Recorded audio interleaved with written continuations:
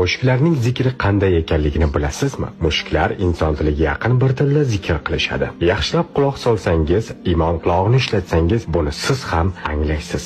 Ular bizning zabonimizga yaqin bir tilda ya rahim deyishadi. Xirxirlari orasida shu zikrni aytishadi. Shuning uchun mushuklar bor joyga Allohning marhamati, barakasi yog'iladi. Uyingizda mushukning borligi ham ma'naviy, ham moddiy kasalliklarga shifo bo'lishini bilarmidingiz? Mushuklar atrofga pozitiv energiya yoyishadi. Darhaqiqat, u kishidagi stressni oladi va barakaga sabab bo'ladi. Alloh azza va jalla mushuklarning rizqini sizning rizqingizga qo'shib jo'natadi. Mushuk boqayotgan inson uning yemishini olishim hamyonimga zarar deb o'ylamasligi kerak. Payg'ambarimiz alayhisalom ham mushukni juda ham yaxshi ko'rganlar. Hatto sahobalardan biriga mushuk otasi kunyasini berganlar. O'sha sahoba jubbasining etagida mushuklarni parvarish qilar edi. Payg'ambarimiz alayhisalomning uylariga kirib chiqib yurgan Muazzo laqabli mushuk bo'lar edi. Rasululloh alayhisalom mushuk suv ichgan yerdan tahorat olganlarida sahobalar o'sha suvning pok yo nopokligi haqida so'raganlarida pokligini aytganlar. Bugungi ilm fanga ko'ra mushuklarning og'zida bakteriyalarga qarshi